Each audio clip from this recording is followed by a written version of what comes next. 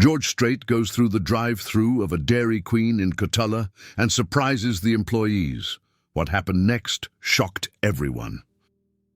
The morning sun beat down mercilessly on the small town of Cotulla, Texas, as Maria Sanchez pulled her weathered Honda Civic into the employee parking lot of the Dairy Queen, where she had worked for the past 3 years. The asphalt was already radiating heat despite the early hour, promising another scorching April day in South Texas.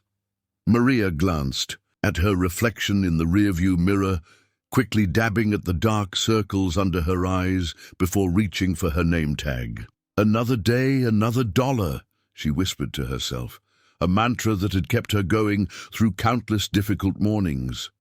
At 28, Maria carried responsibilities far beyond her years. 2 young children depending solely on her, nursing school tuition payments that seemed to grow each semester, and the crushing weight of rebuilding a life after losing everything in the devastating storm that had swept through Cotulla just months earlier. As she walked through the back entrance, Maria straightened her shoulders and fixed her trademark smile on her face. No customer would ever guess that she had been up since 4 that morning, studying for her anatomy exam after putting Miguel and Sofia to bed in the cramped 1-bedroom apartment she now shared with her Aunt Carmen. No one needed to know that. She had cried herself to sleep the night before after receiving another past due notice for her student loans. "Buenos dias, Javier," she called out to the cook who was already prepping for the breakfast rush. "How's your mom doing after her surgery?" "I just want to say how much I appreciate you all following along with our stories. If you're enjoying this journey with Maria and George, please subscribe to our channel and share where you're watching from in the comments below. Your support means everything, and I love hearing from each and every one of you. Now, let's get back to this incredible story unfolding in small-town Texas." Javier's face brightened at her question. This was Maria's gift, genuine concern for others, despite her own troubles. "Much better, Maria. The doctor says she can go home tomorrow. Thanks for asking." Maria tied her apron around her waist and checked the schedule. Another 8-hour shift on drive-thru duty awaited her. The morning crowd would be arriving soon, ranch hands grabbing breakfast, mothers dropping kids at school before work, and the usual assortment of regulars who came as much for Maria's warm greeting as for the food. "Heard anything about that apartment?" Javier asked as he flipped pancakes on the griddle. Maria shook her head. "Still waiting. They said my application looks good, but with my credit after the storm damage." She trailed off, unwilling to dwell on another disappointment. "It'll work out. It always does." The truth was far less certain than her confident words suggested. After the tornado had ripped the roof off her small rental house, destroying most of her belongings and leaving her and the children homeless, Maria had been forced to move in with Aunt Carmen. The arrangement, initially meant to last 2 weeks, was now stretching into its 4th month. 5 people sharing a 1-bedroom apartment was wearing on everyone's nerves, especially with Miguel and Sofia, both struggling to adjust to their new circumstances. "Carla's sister might have something available next month," Javier offered. "I can ask." "That would be great," Maria said, grateful for the network of friends who continually looked out for her. In Cotulla, population barely over 3,000, everyone knew everyone else's business, but they also took care of their own. It was both the blessing and curse of small-town life. The morning rush began precisely at 6:30, as predictable as the Texas sunrise. Maria fell into her familiar routine, taking orders, processing payments, and passing bags of food through the drive-thru window. Each customer received her full attention, a genuine smile, and often a personalized comment that made them feel special. "Mr. Reynolds, how did Billy's baseball tournament go last weekend?" she called to the high school principal as she handed him his regular order of a sausage biscuit and large coffee. "Took 2nd place. That boy of mine's got an arm like nobody's business," the older man beamed, his pride evident. Tell him congratulations from me, Maria replied warmly before turning to the next customer. By mid-morning, the rush had slowed to a trickle. Maria used the lull to wipe down the counter and restock supplies, her mind drifting to the nursing textbook waiting in her locker. If she could grab 15 minutes during her break, she might be able to review one more chapter. Before tonight's study group, her thoughts were interrupted by the sound of tires on gravel. A black Ford F-150 pickup truck, dust-covered but clearly well-maintained, pulled into the drive-thru lane. Maria straightened her uniform and pressed the button on her headset. "Good morning, welcome to Dairy Queen. What can I get for you today?" she asked, her customer service voice bright and clear. There was a brief pause before a deep, gentle male voice responded. "Morning, Mom. Could I get a couple of breakfast tacos and a large black coffee, please?" Something about the voice struck Maria. A familiar cadence, a distinctive Texas drawl that seemed somehow recognizable. She brushed the thought aside. Working the drive-thru, she heard dozens of voices every day. "Absolutely. Would you like anything else today, sir?" "That'll do me just fine," the man replied. "That'll be $7.43 at the window, sir." When the truck pulled forward, Maria was busy preparing the coffee. She turned, coffee cup in hand, and nearly dropped it when she saw who was sitting in the driver's seat. The weathered face, the signature mustache, and the kind eyes were unmistakable. George Strait, the king of country music himself, was at her drive-thru window. "Oh, my goodness," she gasped before she could stop herself. George Strait smiled, warmly. "Morning," he said simply, as if he were any other customer and not a living legend with 60 #1 country hits to his name. Maria's hands trembled slightly as she handed him the coffee. "I'm so sorry, Mr. Strait. I never expected. We don't get many celebrities in Cotulla." "Don't get much good breakfast tacos in most places either," he replied, with a wink. "And please call me George." As Maria gathered his order, her mind raced. Her father had been George Strait's biggest fan. Marco Sanchez had played those cassettes and later CDs constantly throughout her childhood, singing along in his rich baritone voice while working on his truck in their driveway. "I Cross My Heart" had been her parents' wedding song, and her father had danced with Maria to it at every family gathering, twirling her around their living room floor. Her father had passed away 2 years ago, a construction accident that had left the family without its primary provider and Maria without her biggest supporter. He would have been absolutely starstruck to know George Strait had visited his daughter's drive-thru. "Here you go, George," she said, passing the bag through the window. "My dad was your biggest fan. He used to say your music was the soundtrack of his life." Something in her voice must have touched the country star, because instead of simply taking his food and driving away, he paused. "Was?" Maria nodded, swallowing hard. "He passed away 2 years ago. Construction accident." George's expression softened with genuine sympathy. "I'm truly sorry to hear that, Miss Maria Sanchez." "Miss Maria Sanchez," he continued, "would you mind if I took a picture with you? I always like to meet real fans, or in this case, the daughter of a real fan." Stunned, Maria could only nod. George held out his phone and snapped a quick selfie of the two of them, Maria's eyes wide with surprise and disbelief.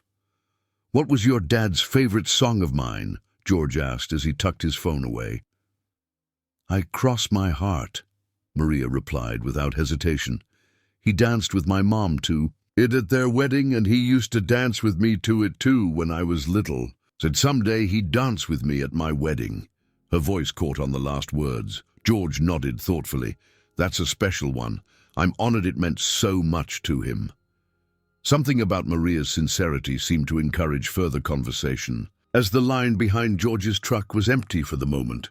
"So you've lived in Cotulla your whole life?" he asked. "Yes, sir, born and raised. Trying to make a better life for my kids now. I have 2, Miguel's 7 and Sophia's 5. "And what would that better life look like for you, Maria?" His question wasn't idle curiosity. There was genuine interest in his eyes. Maria hesitated, unused to sharing her dreams with strangers, let alone country music royalty. "I'm in nursing school," she finally said. "Part-time while working here full-time. It's taking longer than I hoped, but someday I'll finish. My dad always believed I would make a great nurse." George nodded approvingly. "Sounds like your father was a wise man. The world needs more good nurses, that's for certain." A car pulled up behind his truck, and George glanced in his rearview mirror. "Looks like duty calls," he said with a smile. "It was a pleasure meeting you, Maria Sanchez. You keep working toward that dream, you hear? Your daddy would be proud." With that, he tipped his hat slightly, a gesture so quintessentially George Strait that Maria almost laughed at the surrealism of the moment and drove away. Maria stood frozen for a moment before the customer behind him honked lightly, bringing her back to reality. As she returned to taking orders, her mind kept replaying the brief encounter. Wait until she told Miguel and Sophia. They might be too young to understand who George Strait was, but they'd love hearing how their grandfather's musical hero had spoken to their mother. When her shift ended that afternoon, Maria couldn't wait to tell Aunt Carmen about the encounter. As she gathered her belongings from her locker, the restaurant manager, Debbie, called her into the small back office. "Maria, you had quite the celebrity encounter today," Debbie said with a smile. Maria nodded enthusiastically. "I still can't believe it happened. George Strait, right here in our drive-thru. Well, believe it or not, his manager just called the store," Debbie continued, her expression unreadable. "Apparently, Mr. Strait wants to speak with you again." Maria's heart skipped a beat. "With me? Why?" Debbie shrugged. "He didn't say. Just left a number for you to call when you get off work. Said it was important." As Maria stared at the piece of paper Debbie handed her, with a phone number scrawled across it, she couldn't begin to imagine why George Strait would want to speak with her again. Had she said something wrong? Was there an issue with his order? Or was it possible that their brief conversation about her father, her children, and her nursing dreams had somehow resonated with the country music legend in ways she couldn't foresee? With trembling fingers, Maria pulled her cell phone from her purse and dialed the number, stepping outside into the hot Texas afternoon. As the line began to ring, she leaned against the wall of the Dairy Queen, completely unaware that this phone call was about to change the course of her life forever. The phone rang 3 times before someone picked up. Maria held her breath, her free hand pressed against the sun-warmed brick wall of the Dairy Queen for support. "Norma Strait Productions," answered a crisp, professional female voice. Maria nearly hung up, certain she had dialed the wrong number. "I'm sorry, I think there's been a mistake. I was given this number to call about George Strait." "You must be Maria Sanchez." The woman's tone immediately warmed. "I'm Heather, Mr. Strait's personal assistant. He asked me to speak with you. He was quite impressed by your story this morning." Maria's knees felt suddenly weak. She slid down the wall until she was sitting on the concrete, oblivious to the curious glances from customers entering the restaurant. "He was impressed? By me?" "Indeed," Heather continued. "Mr. Strait mentioned you're a single mother working your way through nursing school. He was touched by your dedication and wanted to learn more about your situation." The conversation that followed felt surreal. Heather asked detailed questions about Maria's nursing program, her financial situation, her children's needs, and the damage their home had sustained in the storm. Maria found herself sharing details she rarely discussed with anyone. The crushing weight of her student loans, the exhaustion of balancing work and school, her fears about never providing her children with the stability they deserved. "Maria, George would like to meet with you properly," Heather finally said. "Not through a drive-thru window. He's staying at his ranch near Pearsall through the weekend. Would you be able to bring your children and meet with him tomorrow afternoon?" Maria's heart raced. George Strait wanted to meet her family. The king of country music was interested in her struggles. It seemed impossible, perhaps even suspicious. "May I ask why?" she ventured cautiously. "Mr. Strait prefers to explain himself," Heather replied diplomatically, "but I can tell you he was genuinely moved by your brief conversation. Sometimes small encounters have big impacts. Would 2 o'clock tomorrow work for you?" After getting directions to the ranch and arranging for Debbie to cover her Saturday afternoon shift, a miracle in itself, Maria hung up the phone in a daze. She sat on the concrete for several minutes, trying to process what had just happened. "You okay?" asked Javier, who had emerged from the back door for his smoke break. Maria looked up, a mixture of confusion and hope crossing her face. "I think George Strait might be about to change my life," she said softly, "but I have absolutely no idea why." That evening, Maria struggled to explain the situation to her Aunt Carmen. "Dios mío, it could be dangerous," Carmen exclaimed in Spanish, her hands gesticulating wildly as they stood in the cramped kitchenette. "You don't know this man, Maria, famous or not. You can't just take the children to some stranger's ranch." "Tia, it's George Strait," Maria insisted. "He's probably the most respected country artist in America. And we're meeting his staff, not going alone to some secluded place." Carmen's protective instincts had been in overdrive since Maria and the children had moved in.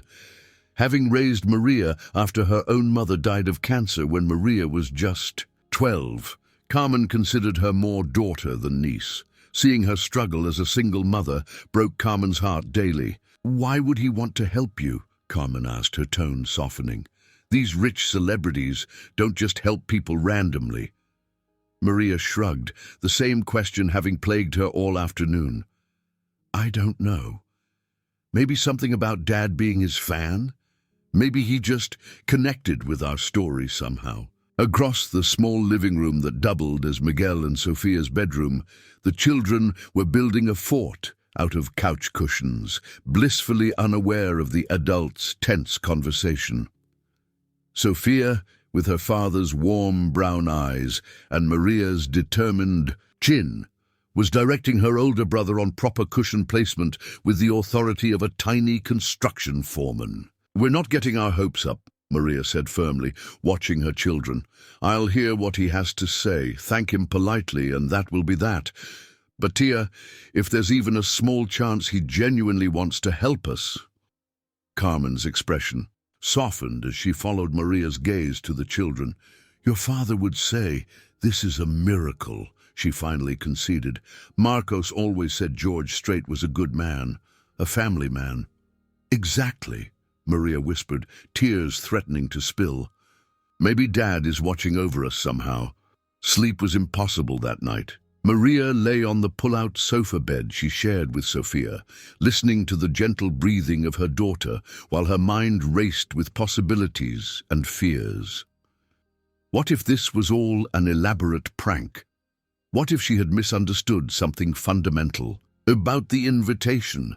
Worse, what if George Strait really did want to help but found her somehow undeserving upon meeting her properly? Morning brought no relief from her anxiety.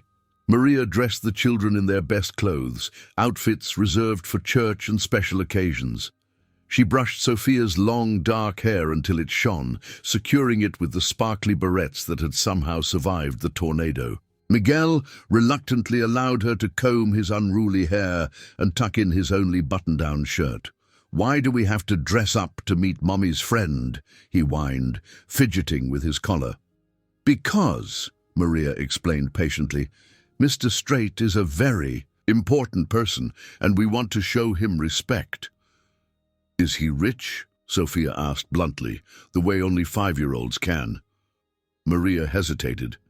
"Yes, he is, but that's not why he's important. He's important because he creates music that makes people happy, that helps them through hard times, like the songs Abuelo used to play for you, remember?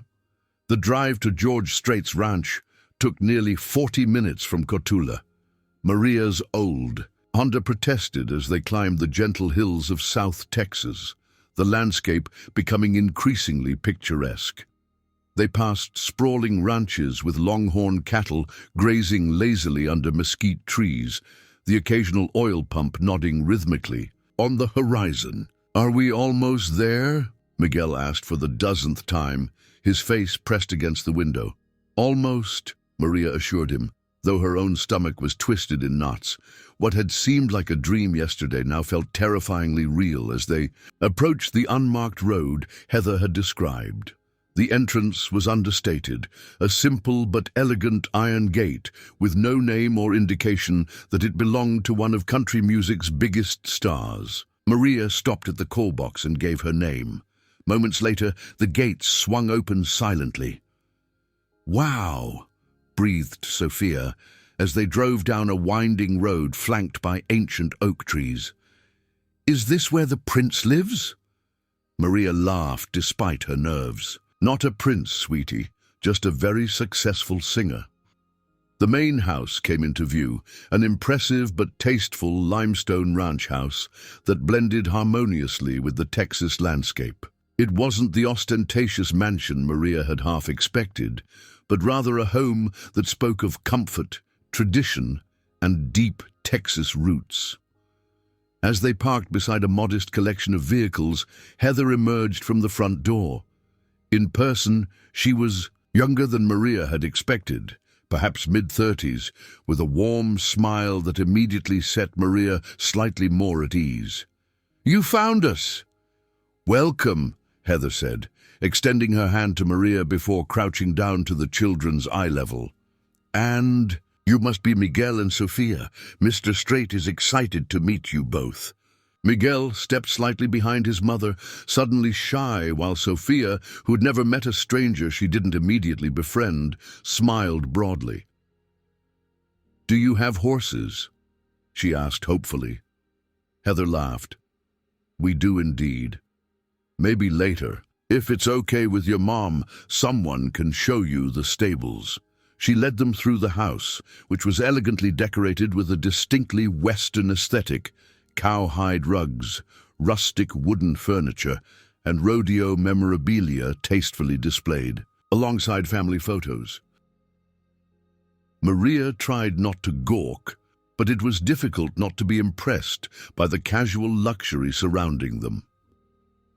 They were shown to a comfortable sitting area on a covered patio overlooking rolling hills and a distant line of trees marking a creek bed. The view was breathtaking, pure Texas hill country in all its rugged glory. "Please make yourselves comfortable," Heather said, gesturing to the seating area where a pitcher of lemonade and cookies awaited. "Mr. Strait will join you shortly." Once alone, Sophia immediately reached for a cookie while Miguel remained plastered to Maria's side. "Mijo, it's okay," Maria assured him, squeezing his shoulder gently. "Remember how much Abuelo loved Mr. Strait's music? This is a special opportunity." "Your mama's right," came a familiar voice from the doorway. "Though I'm just a regular fella who got lucky enough to make a living doing what I love." George. Strait stood there, dressed casually in jeans, a button-down shirt and boots, no different from how he might dress to work his ranch on any given day.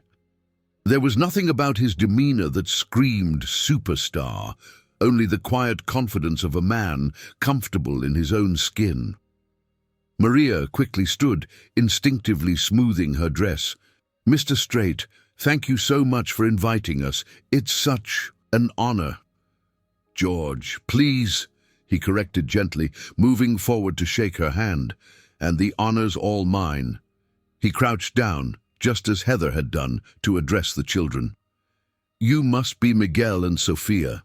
Your mama told me a little about you yesterday." Sophia, mouth full of cookie, nodded enthusiastically while Miguel offered a tentative, "Yes, sir." "Well, I'm mighty pleased to meet you both," George said with genuine warmth. "I hear you might like to see some horses later on." Sophia's eyes widened. "You have real horses?" "Sure do. Can't have a proper Texas ranch without horses now, can you?" He winked at her before straightening and gesturing for Maria to sit. "Thank you for coming all this way. I imagine you're wondering what this is all about." Maria sank back onto the cushion, her hands clasped tightly in her lap. "Yes, I am," she admitted. "It's not every day a country music legend asks to meet with you after a drive-thru encounter." George settled into a chair across from her, his expression turning more serious. "Maria, I've been blessed beyond measure in my life. Good family, good health, and a career that's lasted far longer than I ever dreamed possible. But with those blessings comes responsibility. At least that's what my daddy always taught me." He paused, seeming to gather his thoughts. "Sometimes God puts people in your path for a reason. When you told me about your father, your nursing studies, those two beautiful children you're raising on your own, well, something just clicked." Then Heather did some asking around Cotulla, hope you don't mind, and every single person had nothing but good things to say about Maria Sanchez. Maria blushed deeply, both touched and embarrassed by the thought of George Strait inquiring about her around town. "So here's what I'd like to do, if you'll allow it," George continued. "I'd like to establish a scholarship fund to cover the remainder of your nursing education, including books and supplies. Additionally, I'd like to help you with housing, either repairs to your damaged home, if that's possible, or assistance, finding and securing a new place for you and the children." Maria stared at him in shock, certain she had misheard. "I'm sorry. You want to pay for your schooling and help with your housing situation," George confirmed calmly. "No strings attached, no publicity required, just one father honoring the memory of another father who believed in his daughter." Tears sprang to Maria's eyes, unbidden and unstoppable. Beside her, Miguel looked alarmed, placing his small hand on her arm. "Mom, are you sad?" She shook her head quickly, wiping at her cheeks.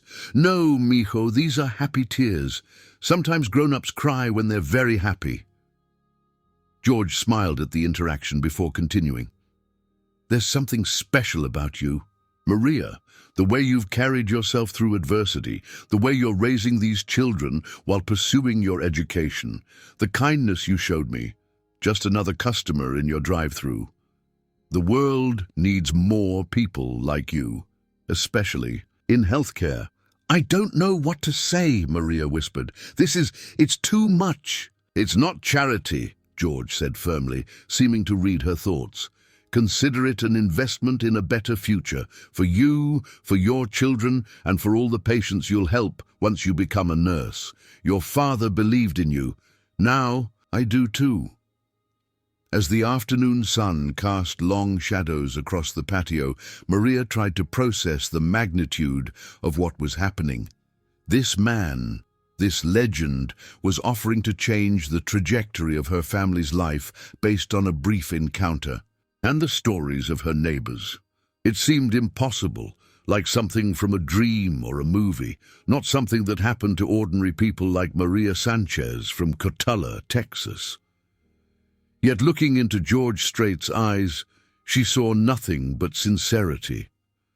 And perhaps, she thought, this was exactly what her father had always promised her, that if she worked hard and stayed true to herself, someday her efforts would be recognized. Perhaps this was Marcos Sanchez, watching over his daughter even now, guiding a country music star to a small-town Dairy Queen on a seemingly ordinary April morning.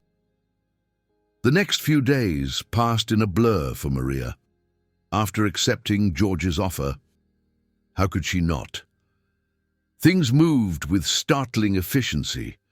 Heather had arranged for her to meet with a financial advisor the following Monday, who explained how the scholarship fund would work. By Wednesday, her tuition for the remainder of her nursing program had been paid in full, lifting an enormous weight from her shoulders. On Thursday, a real estate agent called to schedule viewings of 3-bedroom houses within a reasonable commute to both the Dairy Queen and her nursing school. The agent had been instructed to find properties that would provide stability for Maria and her children, with yards for the kids to play in and safe neighborhoods with good schools. This can't be real, Maria whispered to herself repeatedly throughout those days, pinching her arm when no one was looking, half expecting to wake up from an elaborate dream. But it was real. The paperwork proved it. The paid tuition balance proved it. The scheduled house viewings proved it. George Strait had stepped into her life like a guardian angel and changed everything. Maria had promised George she would keep the arrangement private at his request. "I don't do this for recognition," he had explained. "Norma and I believe in helping where we can, but we prefer to keep it between us and the family involved." She had agreed readily, though she did tell Aunt Carmen and Javier the basics, that George Strait had indeed offered to help with her education and housing. Their stunned expressions had mirrored her own initial disbelief.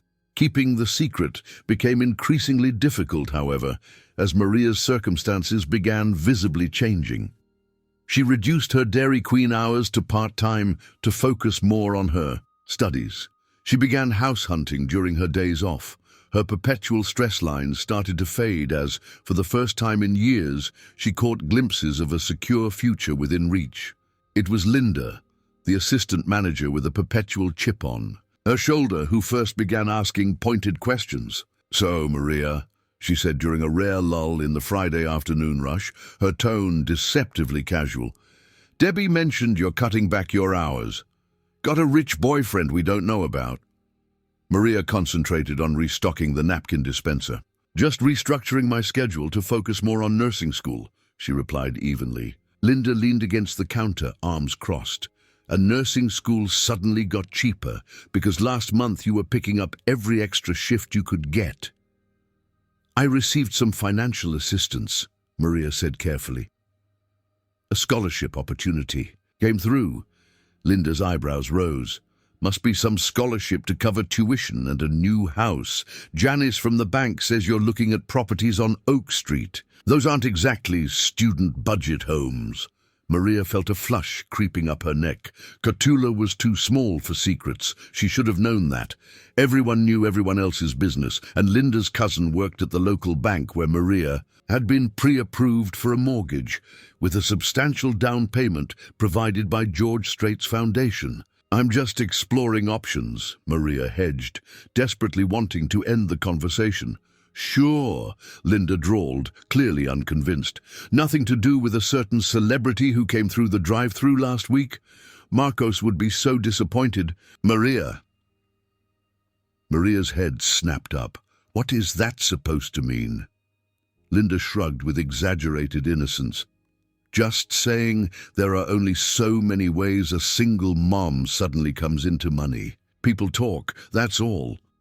The implication hit Maria like a physical blow. "That's not— How dare you—" she sputtered, rage and humiliation burning through her. Linda walked away, leaving Maria trembling behind the counter. Was that what people thought? That she had somehow sold herself to George Strait? The very idea was so outrageous, so insulting to both her and to George, that she could barely process it. By Monday morning, the whispers had spread throughout the Dairy Queen staff. Maria felt it in the sidelong glances, the conversations that stopped when she entered the break room, the overly polite interactions that masked unasked questions. Javier remained steadfastly supportive. "Ignore them," he advised during their shared lunch break in the alley behind the restaurant. "They're just jealous. They've known you your whole life. They know what kind of person you are." "Do they?" Maria wondered aloud. "Because Linda practically accused me of prostituting myself to George Strait." Her voice broke on the words. "How could anyone think that of me? Of him?" Javier sighed heavily. "People can't stand to see others succeed, especially if it seems sudden or unexplained. If you won a lottery, they'd find a way to criticize how you spent the money. If you married rich, they'd call you a gold digger. There's no winning with some folks." "I didn't even do anything to deserve this," Maria said softly. "He just decided to help. Because he's a good person. Because something about my story touched him." "Exactly," Javier agreed, and that's all that matters. In a few months you'll be in your new place, closer to finishing your degree, and all these people can eat their words. Maria tried to take his advice to heart, but the whispers were taking their toll. Worse, they were beginning to affect Miguel and Sofia. That afternoon, she received a call from Miguel's teacher, explaining that he had gotten into a fight at recess. "He was defending you," the teacher said gently. "Apparently, some of the children have been repeating things their parents have said about your change in circumstances." Maria closed her eyes in pain. One of the most treasured aspects of small-town life, the close-knit community, had turned against her, poisoning even her children's world. "I'll talk to him," she promised. That evening, sitting on the edge of Miguel's makeshift bed, Maria struggled to find the right words. "Amigo, your teacher called today." Miguel's eyes, so like his father's, immediately filled with tears. "Bobby Lee said you did bad things with the cowboy singer man for money. I told him he was a liar and pushed him." Maria gathered her son into her arms, her heart breaking. "Miguel, listen to me. Mr. Strait is helping us because he's kind and generous, not because of anything bad. Sometimes people don't understand kindness that doesn't benefit them, so they make up ugly stories." "Why can't we tell everyone the truth?" Miguel asked, his small face contorted with confusion. "Because Mr. Strait asked us not to talk about it. He doesn't help people for attention or praise. He does it because it's the right thing to do." Maria smoothed his hair back from his forehead. "We need to be as honorable as he is, by keeping our promise." Miguel nodded solemnly, but Maria could see the burden this secret was placing on his young shoulders. She decided then that she would speak with Heather about the situation. Perhaps there was a way to address the rumors without breaking her promise to George. Before she could make that call, however, the situation escalated dramatically. On Wednesday morning, Jack Davidson, the regional manager for Dairy Queen, made an unexpected visit to the Cotulla location. Davidson was known for his stern demeanor and rigid adherence to corporate policy, making his rare appearances a source of anxiety for the entire staff. Maria was in the middle of her shift when Debbie called her into the back office. When she entered, she found Davidson seated behind the desk, his expression grim. Debbie stood uncomfortably in the corner, avoiding Maria's questioning gaze. "Miss Sanchez, please sit down," Davidson said, gesturing to the chair across from him. Maria perched nervously on the edge of the seat. "Is there a problem, Mr. Davidson?" "Indeed there is." He steepled his fingers beneath his chin. "It has come to my attention that you have been using your position at Dairy Queen to solicit personal favors from customers." Maria gasped. "What?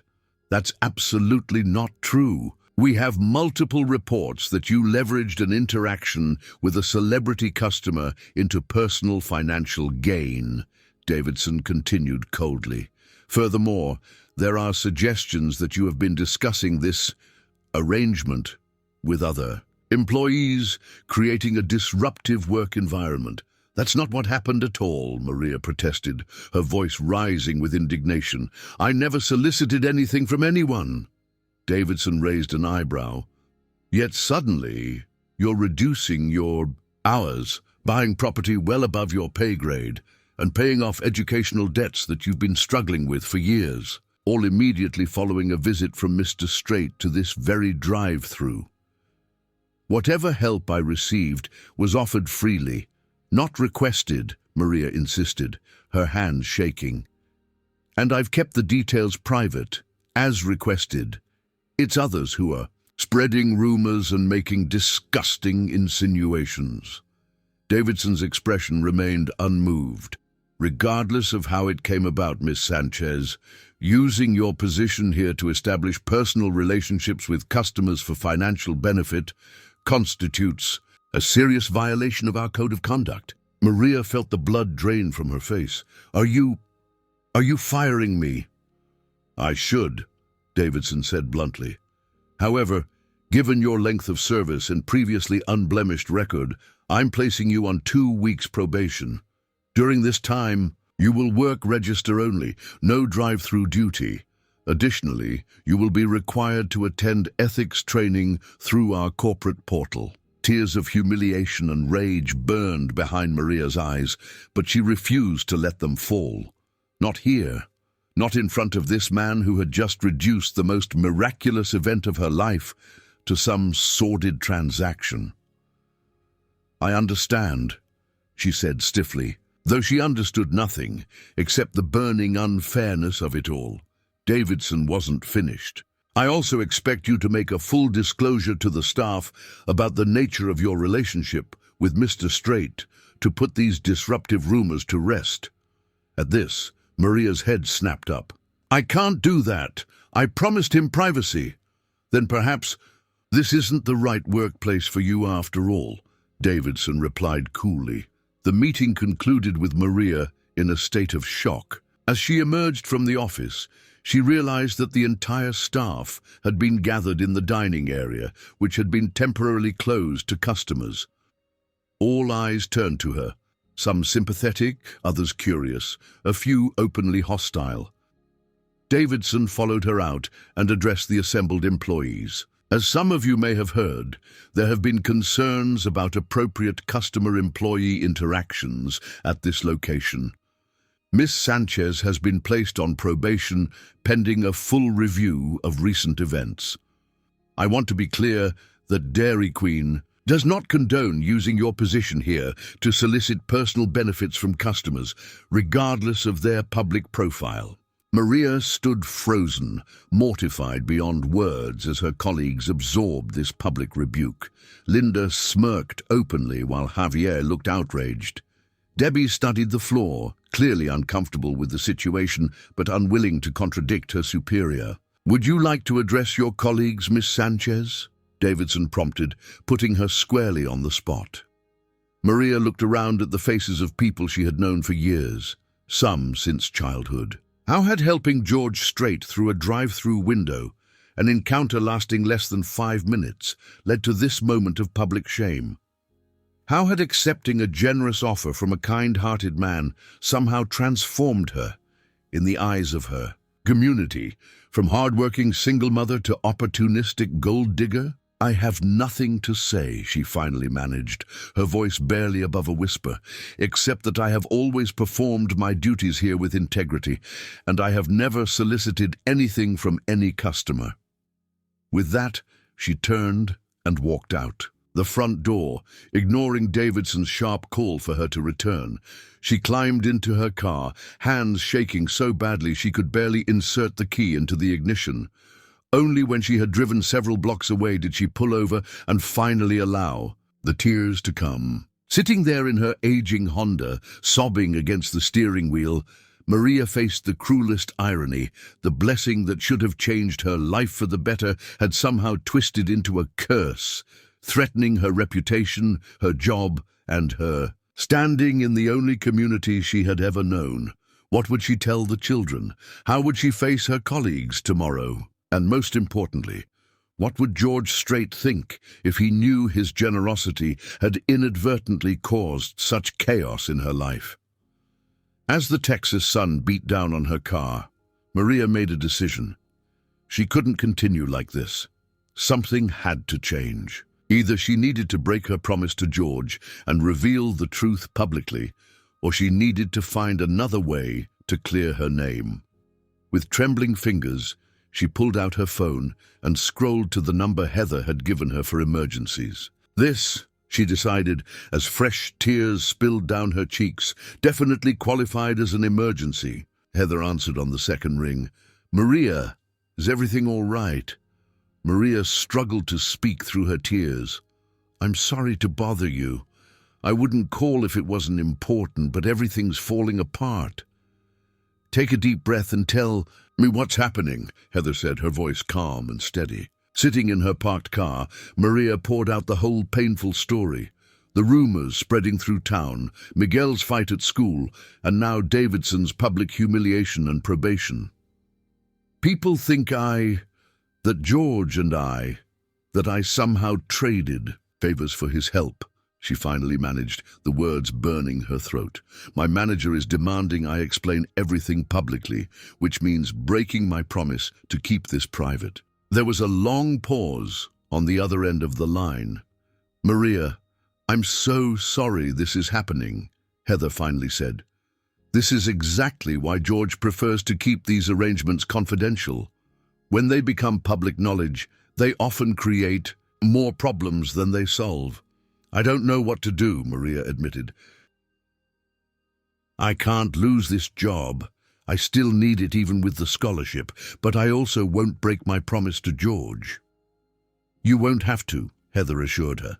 Let me speak with George and call you back. We'll figure something out. The next hour was among the longest of Maria's life. She drove home in a daze, grateful that the children were still at school and Aunt Carmen was at work. She needed space to process the morning's humiliation before putting on a brave face for her family. When her phone finally rang, Maria snatched it up. Heather? It's George, actually, came the familiar drawl. Heather filled me in on what's happening and I'm mighty sorry about all this, Maria. It's not your fault, Maria said quickly. You tried to do something good. I never imagined people would react this way. People can be cruel when they don't understand something, George sighed. Listen, I'm playing a show at the AT&T Center in San Antonio this weekend. It was already scheduled, part of the Cowboy Rides Away tour. What would you think about me addressing this situation there? Maria's heart skipped. You mean publicly? But you wanted to keep this private. Some things matter more than privacy, George replied firmly. Your reputation and your children's well-being matter more. Sometimes you have to stand up and set the record straight, even when it's uncomfortable. I don't want to make trouble for you, Maria protested weakly. George chuckled. Maria, I've been in this business for over 30 years. Believe me, I can handle a little controversy. What I can't abide is someone suffering because of my good intentions. They spoke for nearly half an hour, developing a plan. George would address the situation during his concert, explaining how he'd met Maria and why he'd chosen to help her family. He wouldn't mention the Dairy Queen by name or directly reference Davidson, but he would speak clearly about the injustice of the rumors and assumptions. We'll send a car for you and the kids, George said as they concluded their call. You should be there to hear it firsthand. George, thank you, Maria said, her voice thick with emotion. Not just for this, but for everything. My father was right about you all along. After hanging up, Maria felt a curious mixture of relief and trepidation. George Strait was going to publicly defend her honor before thousands of people. It was simultaneously the most extraordinary and most terrifying prospect she could imagine. Telling Miguel and Sofia proved challenging. How could she explain the complexity of the situation to children so young? In the end, she simply told them they were going to a special concert on Saturday night to see Mr. Strait perform. Will he sing about us? Sofia asked excitedly over dinner. Maria smiled. Not exactly, sweetheart, but he might talk about us a little bit. Saturday arrived with nerve-wracking speed. Maria dressed with particular care, choosing a modest blue sundress that had somehow survived the tornado. She braided Sofia's hair and made sure Miguel's cowboy boots, a treasured gift from his grandfather, were polished to a shine. You look beautiful, Sabrina, Aunt Carmen said softly as Maria applied a touch of mascara. Since their conversation with George, Carmen had been uncharacteristically quiet, perhaps finally understanding the magnitude of what was happening. I'm terrified, Maria admitted. What if this makes everything worse? Carmen shook her head. Marcos always said George Strait was a man of honor. Trust him, Maria. Trust your father's judgment.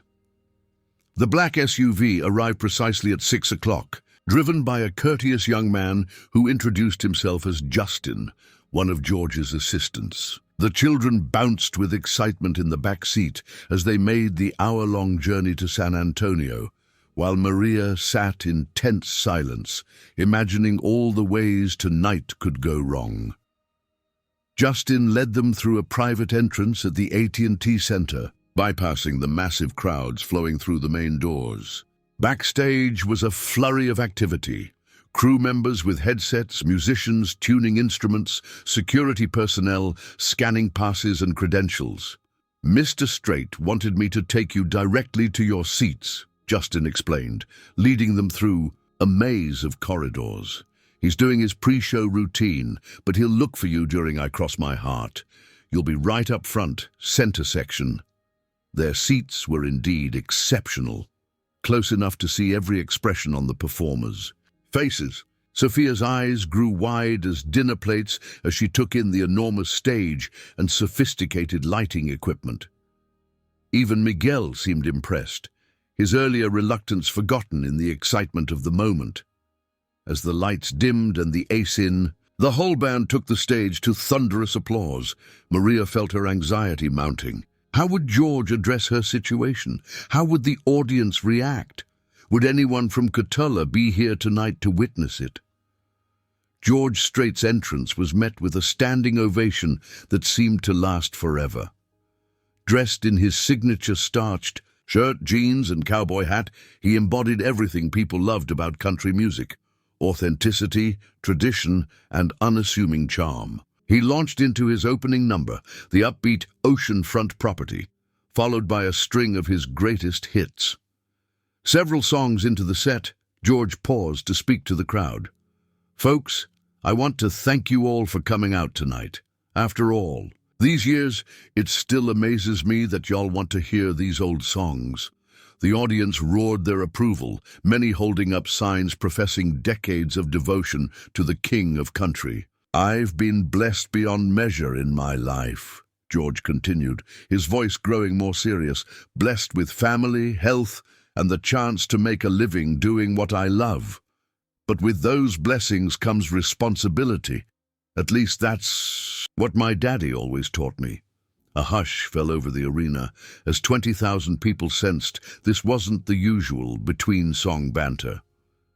"Last week, I stopped at a Dairy Queen drive-thru in a little town called Cotulla."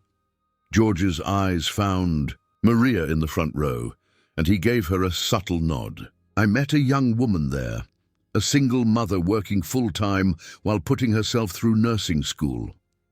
When I asked about her story, she told me about losing her home in a storm, about struggling to raise two beautiful children on her own, about her late father, who had been a fan of my music." Maria felt tears welling in her eyes as 20,000 heads swiveled, everyone trying to locate the woman George was describing. "Something about her story touched my heart," George continued. "Here was someone doing everything right, working hard, studying hard, being a good mother, yet still barely keeping her head above water. I've been fortunate enough to help people now and then throughout my career, usually privately, because that's how Norma and I prefer it. But this time, I'd like to make an exception." He gestured toward Maria. "Maria Sanchez and her children are here tonight. Stand up if you would, Maria, so folks can see you." On trembling legs, Maria rose, holding Sophia's hand while keeping her other arm around Miguel's shoulders. A spotlight suddenly illuminated them, and 20,000 faces turned their way. "This young lady never asked me for a thing," George emphasized, his voice ringing with conviction. "She served me coffee with a smile and treated me like any other customer, even after recognizing me. When I learned about her circumstances later and offered to help with her education and housing, she was reluctant to accept, worried it might seem improper, worried about what people might think." George removed his hat, holding it over his heart in a gesture of profound respect. Sadly, her concerns weren't unfounded. Since accepting help, Maria has faced cruel rumors and professional consequences. Some folks seem to think there's no such thing as simple human kindness anymore, that there must be some hidden, unsavory motive behind one person helping another. Murmurs rippled through the crowd, many shaking their heads in disgust at the implication. "I'm here to set the record straight," George declared firmly.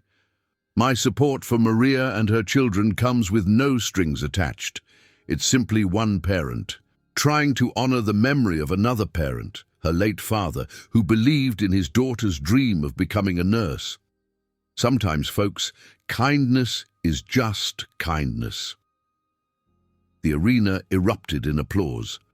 Maria stood frozen in the spotlight, tears streaming freely down her face now. Beside her, Miguel looked up with a mixture of pride and confusion, while Sophia waved enthusiastically at the crowd, clearly enjoying the attention.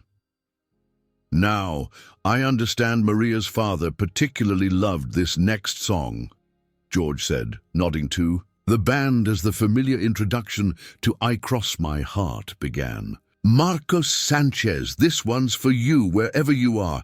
Your daughter is making you proud every single day." As George sang the romantic ballad that had been her parents' wedding song, Maria felt a profound sense of vindication washing over her. Here was one of the biggest stars in country music history, publicly vouching for her character before thousands of witnesses.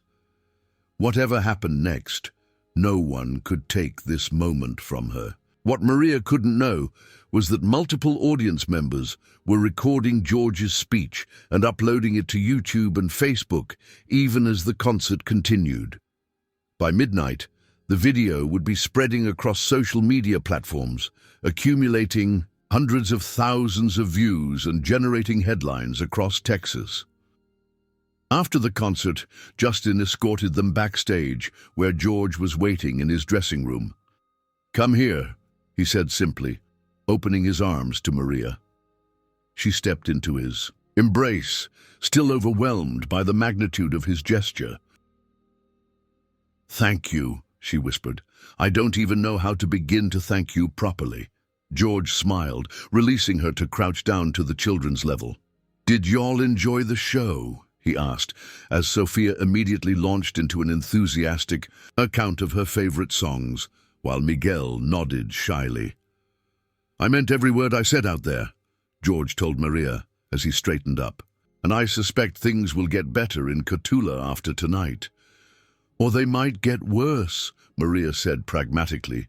"Mr. Davidson won't appreciate being contradicted, even indirectly." "Let me worry about Mr. Davidson," George replied with a knowing smile. "Something tells me he'll be singing a different tune very soon." George was right. By Sunday morning, the video of his speech had been viewed over 2 million times. "Kindness is Kindness" was trending on Twitter, with thousands sharing their own stories of unexpected generosity and the skepticism they'd faced afterward. Major Texas news outlets had picked up the story, praising George Strait for standing up for a hard-working single mother. Maria woke to dozens of text messages and voicemails from friends, acquaintances, and even a few local reporters seeking comment. Aunt Carmen brought her coffee in bed, a rare luxury, and showed her the San Antonio Express news story on her tablet. "George Strait defends single mom against rumors after act of kindness." "Dios mío," Maria breathed, scanning the article which detailed how George Strait had set the record straight about his purely philanthropic relationship with Cotulla resident Maria Sanchez, and condemned the small-town gossip that had threatened her reputation and livelihood. The most surprising call came at 9:45 that morning from Dairy Queen's corporate headquarters in Minneapolis. The vice president of operations personally apologized for Davidson's handling of the situation and informed Maria that he had been placed on administrative leave pending a full review. "Dairy Queen values community and treating each other with dignity," the executive explained. "Mr. Davidson's actions were not consistent with our corporate values. We'd like to offer you your full position back with no probation and compensatory pay for any shifts you missed." By Monday morning, the tide had completely turned.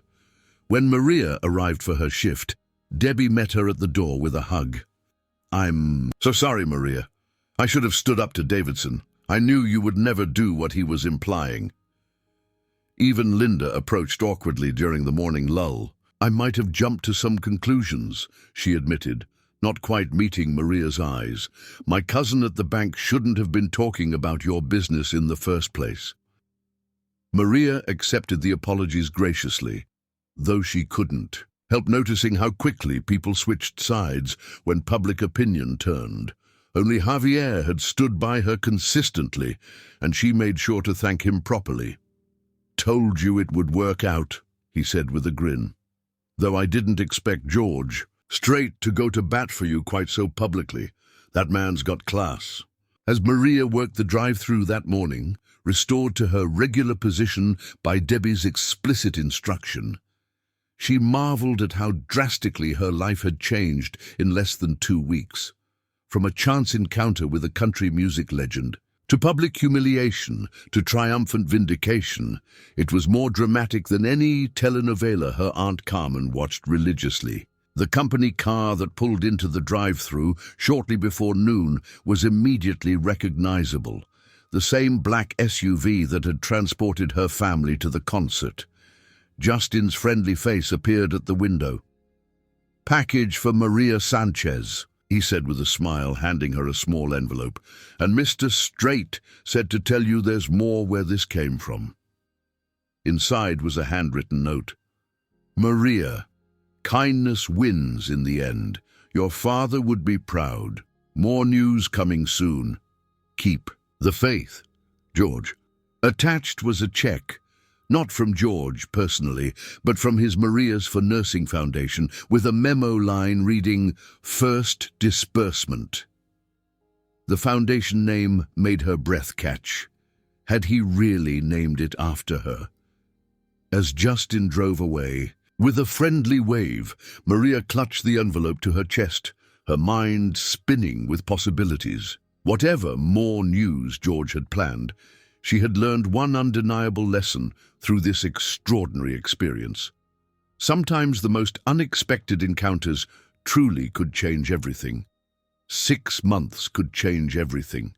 Maria reflected on this truth as she stood in the living room of her new home, a charming 3-bedroom ranch-style house on a quiet street with mature oak trees and a fenced backyard where Miguel and Sophia could play safely. Sunlight streamed through windows that didn't need to be propped open with books, illuminating walls that she had painted herself in warm, welcoming colors. The more news George had hinted at in his note had arrived 3 days after the concert, in the form of official documentation establishing the Maria's for Nursing Foundation. The name was indeed a tribute to her, but also cleverly incorporated George's wife's name, Norma, who had enthusiastically supported the initiative. The Foundation's mission was simple yet profound: to provide comprehensive educational support for single parents pursuing nursing degrees. Maria had been invited to serve on the advisory board, lending her first-hand experience to help shape the Foundation's policies and selection criteria. Her first suggestion, that recipients be required to pay it forward through community service rather than monetary repayment, had been unanimously approved. The transition from recipient to participant in George's philanthropy had been humbling. More surprising was how quickly her life in Cotulla had returned to normal, or rather a new normal, in which she was treated with a curious mixture of respect, mild celebrity, and occasional awkwardness from those who had been quickest to believe the worst of her. Davidson had not returned to the Cotulla Dairy Queen. Rumor had it he had been transferred to corporate headquarters for sensitivity training before being reassigned to a desk job far from day-to-day restaurant operations. Debbie had been promoted to regional manager in his place, instituting a kinder, more supportive workplace culture that had improved morale throughout the district. "Mom, Miss Heather is here!" Sophia's excited voice broke through Maria's reflections. Heather had become a regular visitor, handling local foundation business and becoming something of an honorary aunt to the children in the process.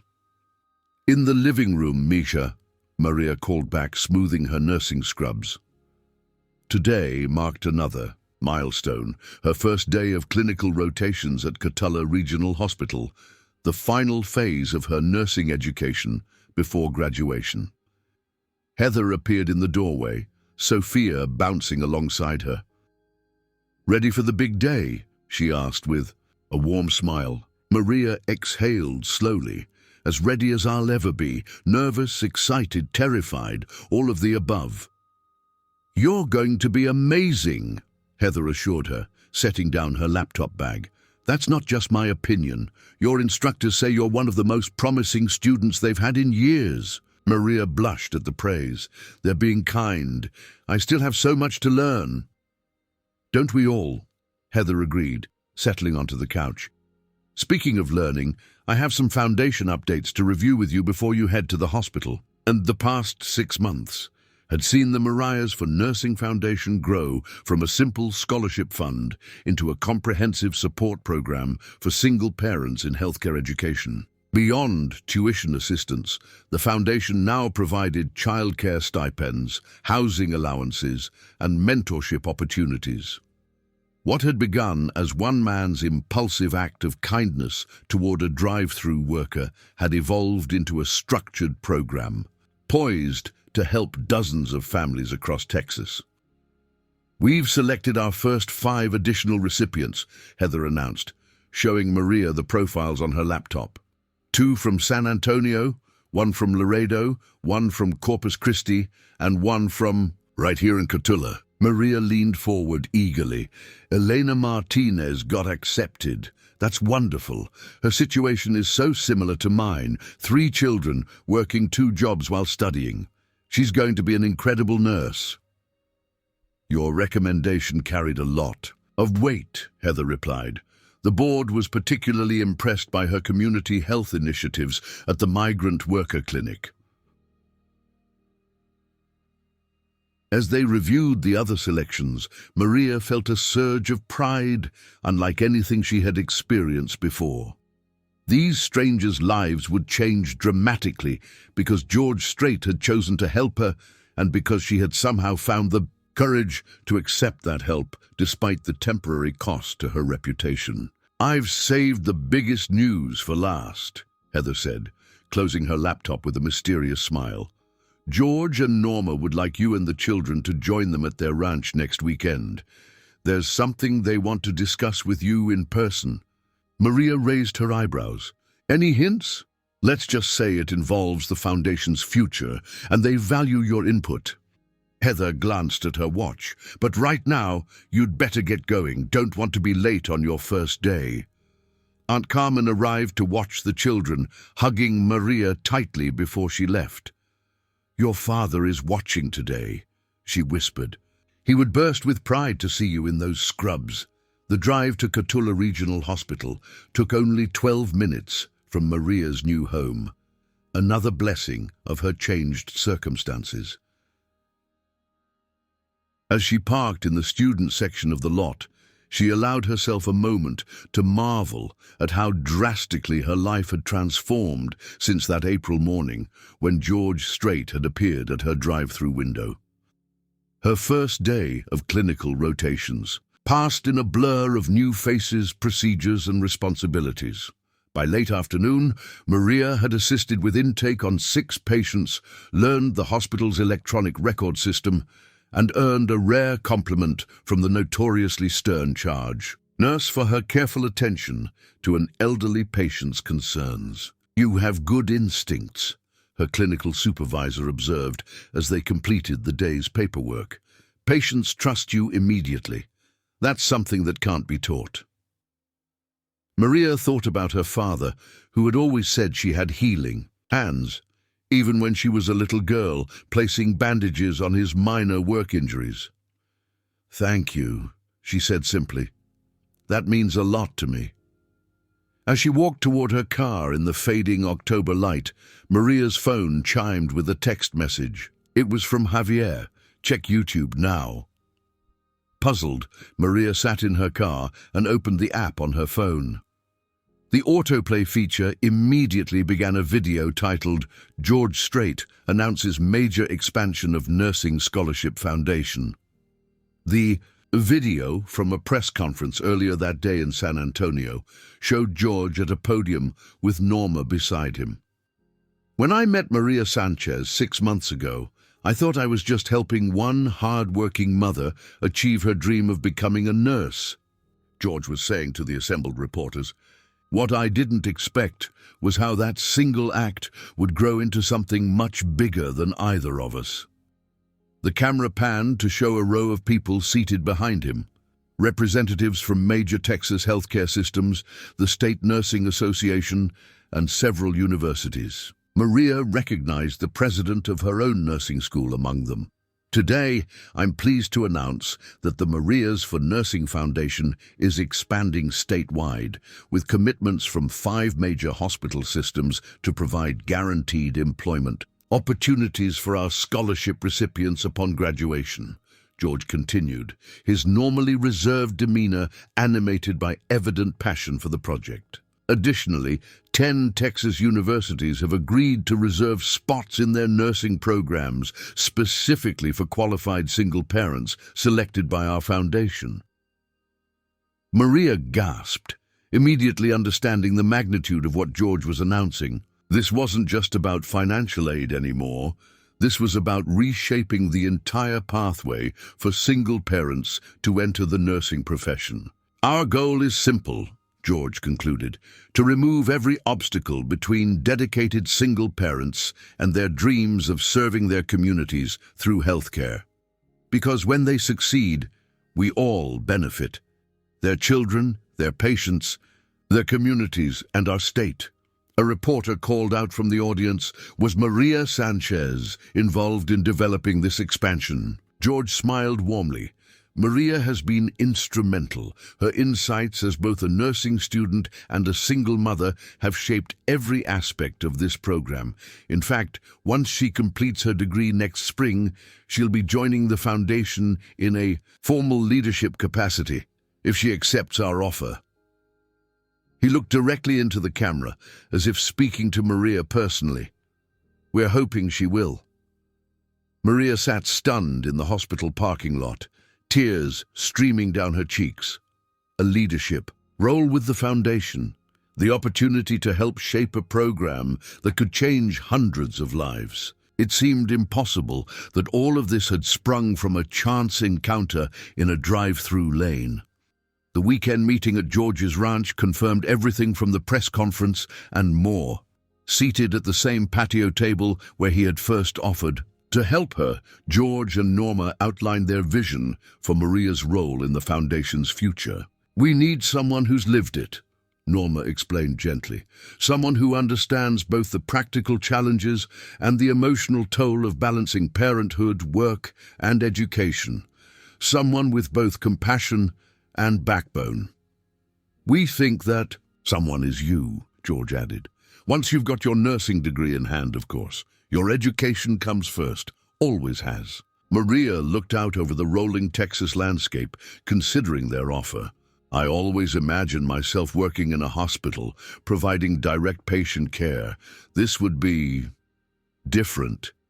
"You'd still be healing people," George observed, "just in a different way, and maybe with a broader impact."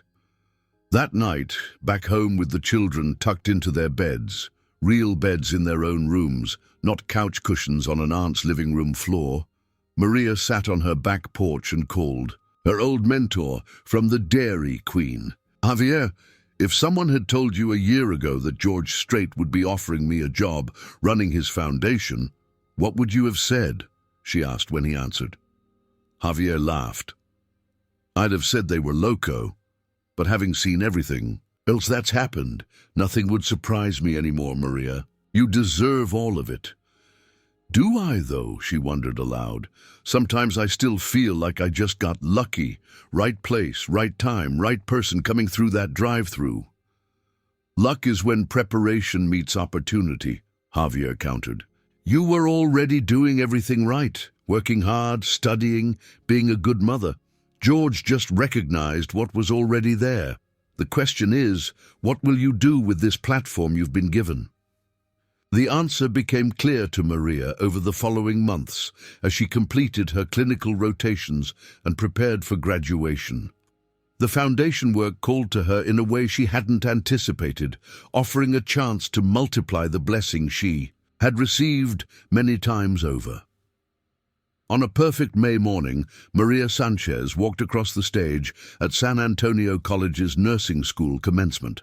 As she accepted her diploma, she heard cheering from where Miguel and Sofia sat with Aunt Carmen. In the audience, turning to smile in their direction, she caught sight of a familiar figure standing at the very back of the auditorium, partially obscured by a column, George Strait, in his signature cowboy hat, applauding quietly.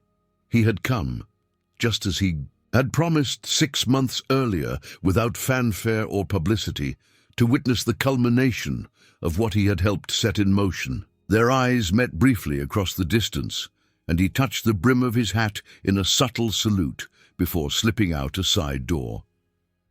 Later that afternoon, as family and friends gathered in Maria's backyard for a celebration, a courier delivered a small package. Inside was a framed photo of the Dairy Queen drive-thru where it had all begun, along with a handwritten note. Life's most important journeys often start in the most ordinary places. Congratulations, Nurse Sanchez. The real work begins now. George. Underneath was an antique silver pin in the shape of a nurse's lamp, the kind given to nursing school graduates in decades past. Maria recognized it immediately as the pin her father had purchased at an antique store years ago, saving it for the day she would complete her nursing education. She'd thought it lost forever in the tornado. Somehow George Strait had found it, or one remarkably similar, and returned this piece of her father to her on her graduation day. How he had known about the pin, Maria couldn't guess. Perhaps Aunt Carmen had mentioned it, or perhaps some mysteries were better left unexplained. 2 weeks later, Maria began her dual career, working 3 days a week at Cotulla Regional Hospital's pediatric unit and spending 2 days at the Foundation's new offices in San Antonio. On her first day at the Foundation, she hung the framed drive-thru photo prominently on her office wall, a reminder of how extraordinarily lives could change through one unexpected encounter. That evening, as she tucked Sofia into bed, her daughter asked the question she had been pondering herself. "Mommy, why did Mr. Strait pick you to help, out of all the people in the world?" Maria smoothed her daughter's hair thoughtfully. "I don't know for sure, Mija. Maybe he saw something of himself in our family's struggles. Maybe he was missing his own father that day, or maybe sometimes people just do kind things because they can, and because they should. Like you're doing now with the other mommies and daddies who want to be nurses," Sofia asked sleepily. "Exactly like that," Maria replied, kissing her forehead. "Because kindness should always keep moving forward, from one person to the next, making the world better as it goes." As she turned out Sofia's light, Maria caught sight of her nursing pin, now permanently affixed to her ID badge. She touched it gently, a silent acknowledgement of her father's presence in this moment of triumph. From a Dairy Queen drive-thru to a nursing career and foundation leadership, Maria's journey had been anything but ordinary. Yet perhaps the most extraordinary part wasn't the dramatic rescue by a country music legend, but rather what that rescue had revealed. The power of one person choosing kindness and another person having the courage to accept it, creating ripples that would continue to spread long after that fateful April morning when George Strait ordered breakfast tacos and changed a family's destiny forever.